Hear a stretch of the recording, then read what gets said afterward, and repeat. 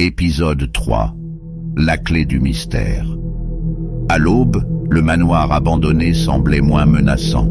Les premiers rayons du soleil effleuraient doucement les murs décrépits, donnant à la bâtisse une aura presque sereine.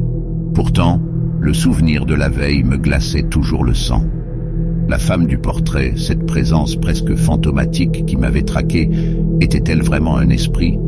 Ou y avait-il une explication plus terre à terre à tout cela? Après une nuit agitée dans ma voiture, j'ai décidé de retourner au manoir.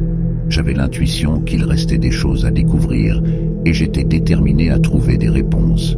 À l'entrée, je me suis arrêté, essayant de rassembler mon courage. Les oiseaux chantaient et une brise légère faisait bruisser les feuilles. C'était un contraste saisissant avec l'atmosphère oppressante de la nuit précédente. Arpentant à nouveau le hall d'entrée, mon regard fut attiré par une porte que je n'avais pas remarquée auparavant.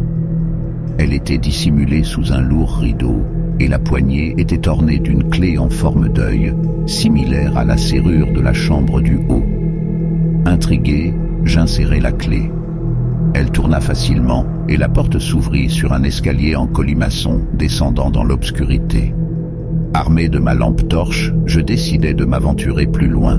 Le sous-sol était humide et l'air y était chargé d'une odeur de moisi. Au fur et à mesure que je descendais, je découvrais une série de pièces, chacune plus étrange que la précédente. L'une d'elles était remplie de miroirs de toute taille, leurs reflets déformés donnant l'impression de contempler un autre monde. Mais c'est dans la pièce la plus reculée que je trouvais ce que je cherchais.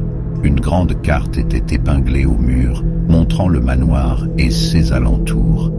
Des notes griffonnées pointaient vers un point précis du jardin, accompagnées des mots « Le trésor est ici ».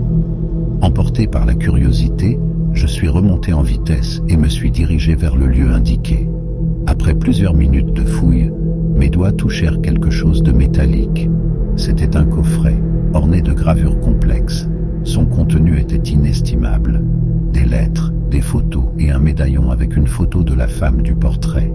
À travers ces artefacts, j'ai découvert l'histoire d'amour tragique entre cette femme, Éléonore, et un homme nommé Léandre. Léandre, accusé à tort de trahison, avait été exécuté, laissant Éléonore dévastée. Elle avait juré de protéger leur trésor et leur histoire pour l'éternité. Alors que je feuilletais les lettres, un sentiment de tristesse m'envahit.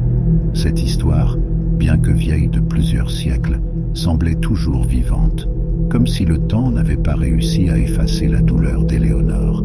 C'est alors que je sentis une main froide se poser sur mon épaule. Je me retournai lentement pour faire face à Éléonore. Son visage, bien que triste, semblait apaisé. Elle pointa le médaillon puis disparut, me laissant seul avec le trésor du passé.